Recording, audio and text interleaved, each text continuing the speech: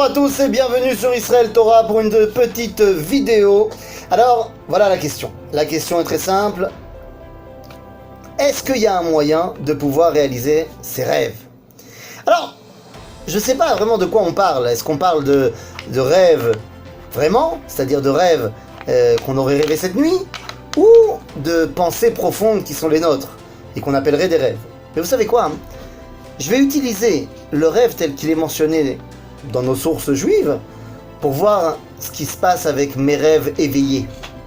D'après la Torah, d'après le Talmud, eh bien, les rêves peuvent être, je dis bien peuvent être, ça dépend de à quel moment et dans quelles conditions tu rêves, mais peuvent être un message envoyé directement par Akadosh Baruch Hu, une bribe de la prophétie. Et à ce moment-là, eh bien, si tel est le cas, alors il faut se poser une question. Parce que s'il s'agit d'un petit peu de prophétie, eh bien, pour réaliser les prophéties, ou alors pour tout simplement être digne de cette prophétie, et donc de ce rêve, eh bien, il y a un élément essentiel. Simcha. Eh oui, il ne peut pas y avoir de prophétie bli simcha. La simcha est une condition sine qua non pour la prophétie. Alors vous allez me dire, mais non, il y a des prophètes qui ont prophétisé des choses terribles. Nachon. Et parce qu'ils ont commencé Sharoui Besimcha. Alors après, les événements que Dieu a voulu leur montrer ont été tels. Mais la Simcha est une condition sine qua non pour lancer la prophétie. Alors s'il faut être Besimcha, eh bien il est évident que ça veut dire que ça dépend de moi. Et ça c'est un grand enseignement. Ça dépend de moi d'être Besimcha. Il y a plein de choses évidemment qui m'entourent, qui peuvent m'aider à être plus ou moins heureux, plus ou moins joyeux.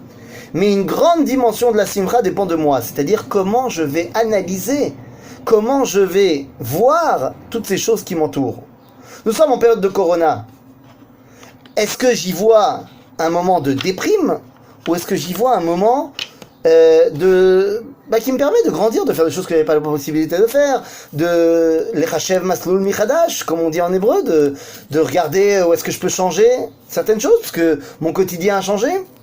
Ou alors, au contraire, c'est de voir comment est-ce que dans l'adversité, eh bien, je ne change pas de quotidien, parce que j'aime bien mon quotidien, et je pense qu'il est bon. Et donc, il y a l'adversité, et très bien, il y a là. En d'autres termes, ça dépend de moi. De tout simplement décider que les événements qui arrivent vers moi, je vais les interpréter ou de manière positive ou de manière négative. Si je les interprète de manière négative, toute ma vie de ce moment-là et des autres seront sur la pente descendante.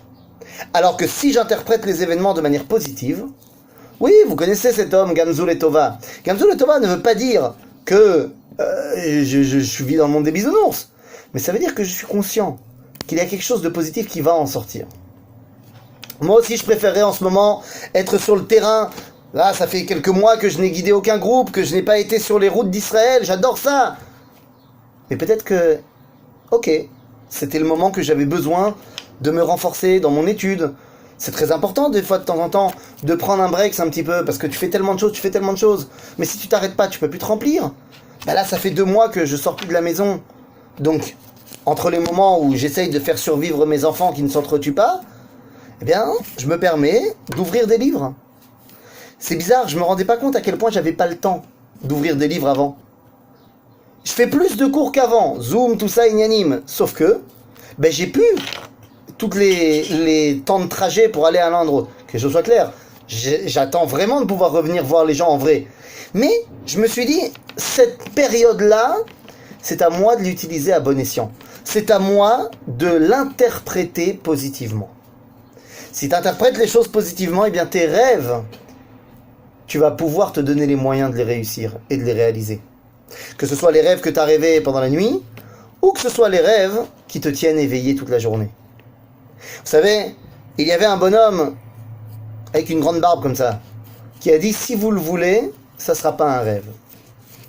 Oui, lorsqu'Herzl dit ça, il parle au peuple juif tout entier. Et il dit « Ça dépendra de vous ». Est-ce que vous voulez le réaliser ou vous voulez pas le réaliser? Pour le réaliser, il va falloir penser bien. Il va falloir penser positivement. Parce qu'il y en aura des mircholim. Il y en aura des moments où on voudra tout laisser tomber.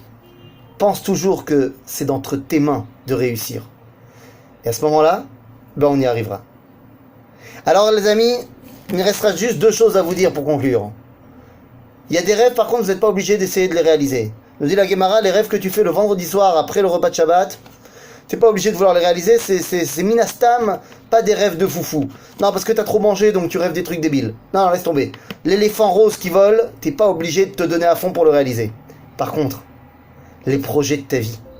Les projets de ta vie, que pendant cette période de confinement, tu as eu le temps bien de les faire macérer, et bien maintenant qu'on déconfine, il est temps que tu penses bien pour savoir comment les réaliser. Et tu sais quoi? Ben, je reprendrai sa formule. Si tu le veux, eh bien ton rêve ne sera plus un rêve. À bientôt les amis.